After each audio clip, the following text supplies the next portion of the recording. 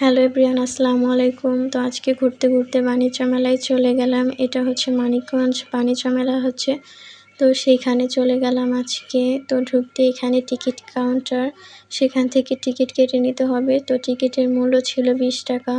তো এখানে টিকিটের এক পাশ হচ্ছে লটারি হয়, সেই লটারি ড্রয়ে ফেলে দিব। তো এখানে নাম ঠিকানা লিখে সেটা আমরা বক্সে ফেলে দিচ্ছিলাম। এটা সাপ্তাহিক একটা ড্র হয়, তো যার ভাগ্যে যা আছে তা পেতে পারে অবশ্যই। তো সেটা ফেলে দিয়ে এখন আমরা ঘুরছি। তো মেলায় মোটামুটি মানুষজন ছিল। মেলাটা দিনের তুলনায় রাতে একটু বেশি সুন্দরই হবে মনে হচ্ছে, কারণ এখানে অনেক লাইটিং করা আছে যা দিনে বোঝা যায় না, রাত্রে বোঝা যায়। তো এখানে বিভিন্ন ধরনের রাইড ছিল, নৌকা ছিল। তারপরে এখন আমরা ঘুরছি এবং এখানে অনেকগুলো সিরামিক্সের দোকানও ছিল। তো এখানে দেখছিলাম যে কি নেওয়া যায়। তো সচরাচর বাহিরের তুলনায় এখানে আরও একটু বেশি দাম। তো সেটা আপনাদের একটু পরেই বলি। এখানে শাড়ির স্টল ছিল এবং সচরাচর সব রকমের দোকানই ছিল, ব্যাগ কালেকশন ছিল। তো এখন আপনাদেরকে বলি, তো এই ব্যাগটা এখানে একটা পাউচ আছে। তো এই পাউচটা আমি বাহির থেকে 80 টাকা দিয়ে কিনেছিলাম।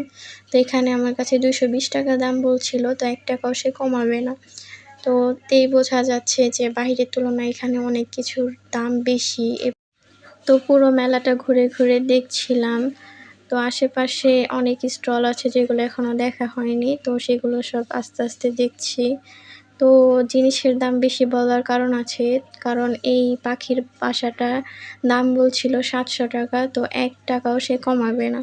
তবে আমি অনলাইনে দেখেছিলাম যে এর থেকেও কম, তো এর জন্য আর কি বললাম।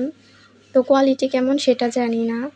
আর এখানে একটা পানির ঝর্ণা ছিল, যেখানে দাঁড়িয়ে কিছুক্ষণ ছবি তুললাম। এখানে বাচ্চাদের রাইড ছিল, তো ঘুরে ঘুরে দেখলাম।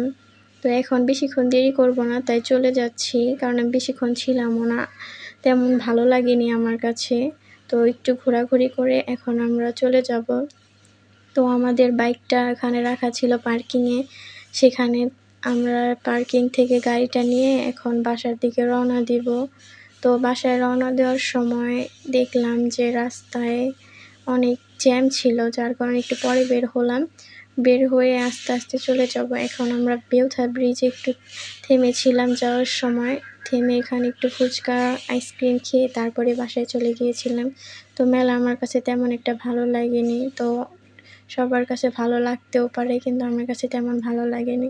তবে রাতে এই মেলাটা মনে হয় আরও বেশি সুন্দর হয়।